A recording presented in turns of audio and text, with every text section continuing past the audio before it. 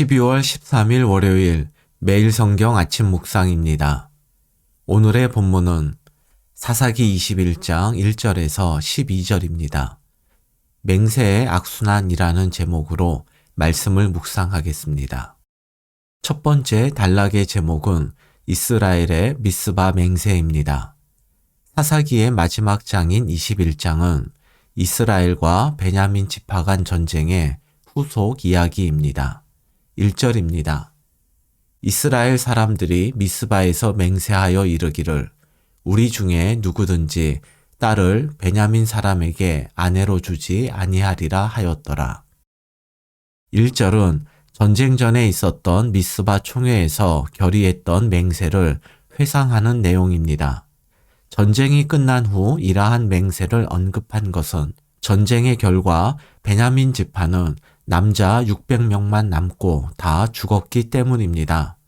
만약 이스라엘이 1절에 나온 맹세를 지킨다면 베냐민 지파는 아내가 없으므로 곧 멸절할 것이고 이것은 이스라엘 공동체의 붕괴로 이어질 것입니다. 2절입니다. 백성이 베델에 이르러 거기서 저녁까지 하나님 앞에 앉아서 큰 소리로 울며 베냐민 지파의 멸절 위기와 그들에게 딸을 주지 않겠다는 맹세가 부딪히는 상황에서 백성들은 베델에 가서 저녁이 되도록 하나님 앞에서 큰 소리로 울며 이렇게 기도했습니다. 3절입니다.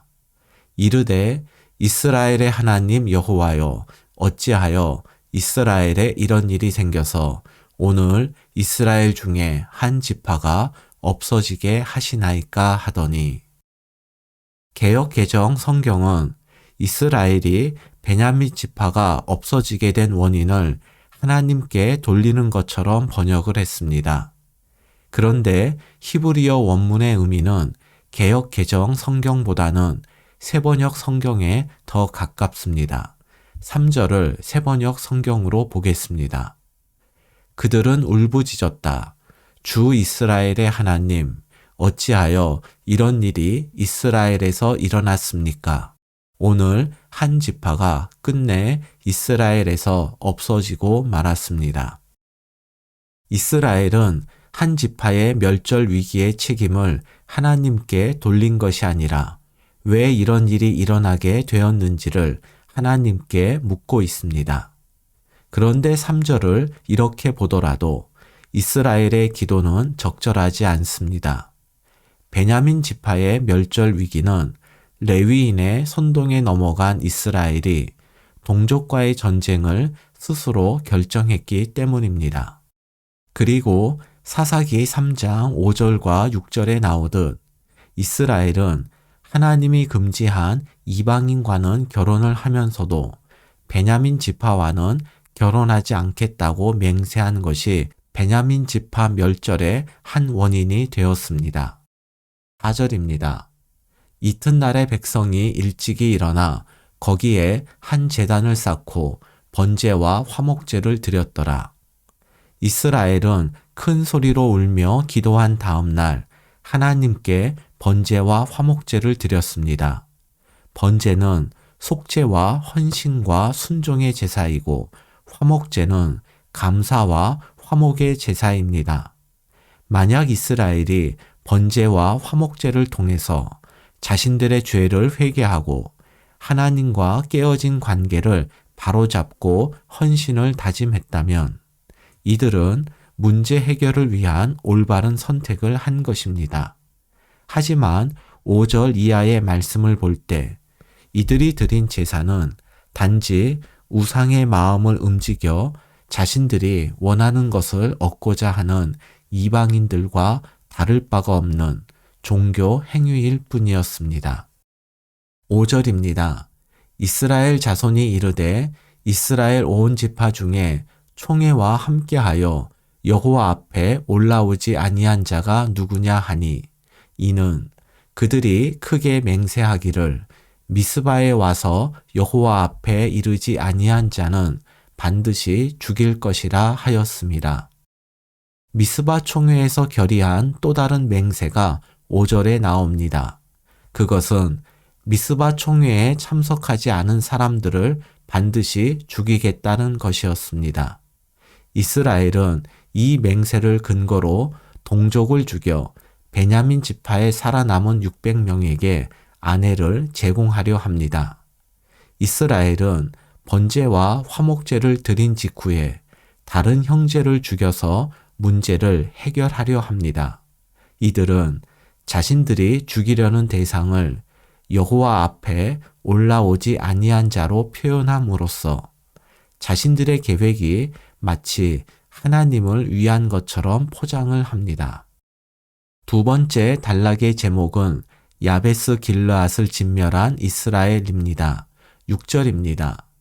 이스라엘 자손이 그들의 형제 베냐민을 위하여 뉘우쳐 이르되 오늘 이스라엘 중에 한 지파가 끊어졌도다.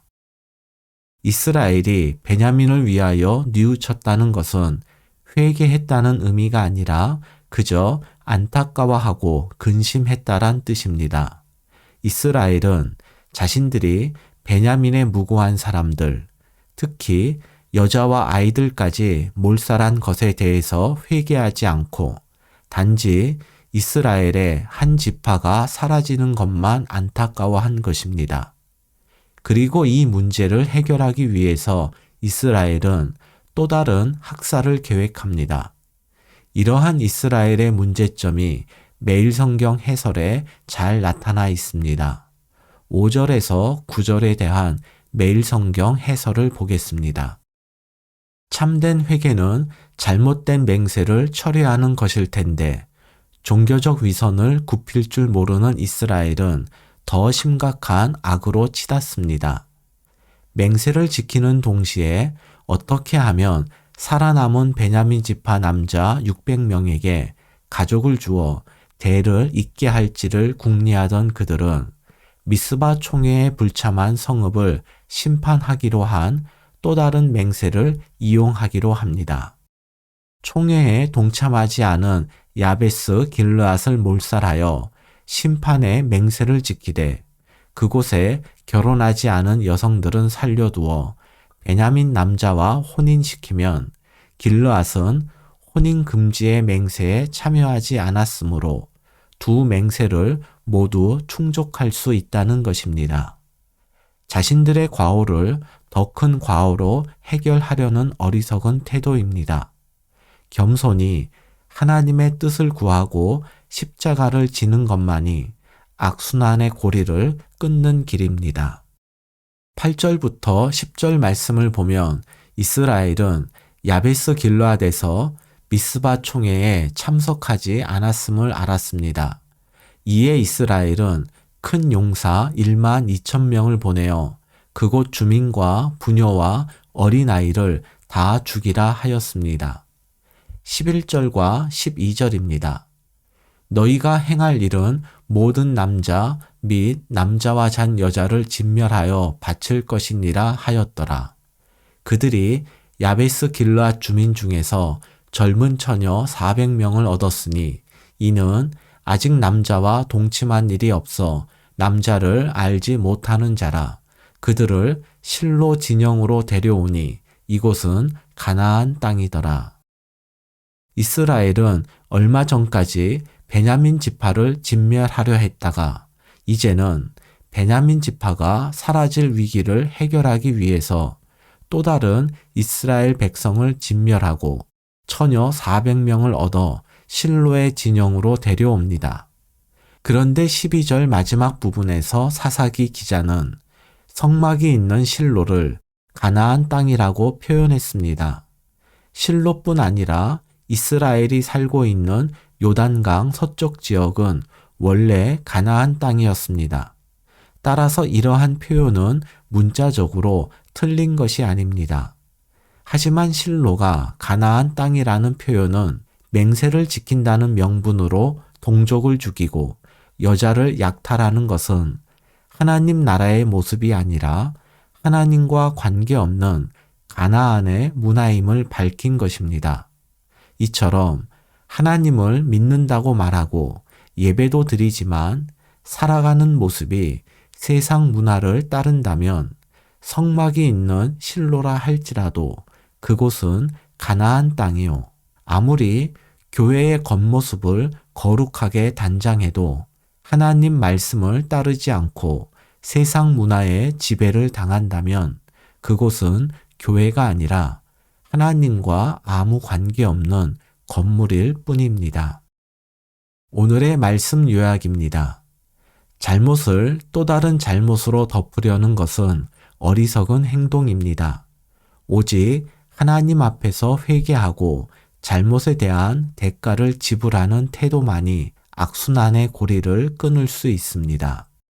겉모습을 아무리 거룩하게 단장하고 꾸며도 하나님 말씀을 따르지 않고 세상 문화에 지배당한다면 교회는 더 이상 성도의 모임이 아니며 하나님의 집도 아니고 하나님과 아무 관계없는 건물일 뿐입니다. 오늘의 한 줄 기도입니다.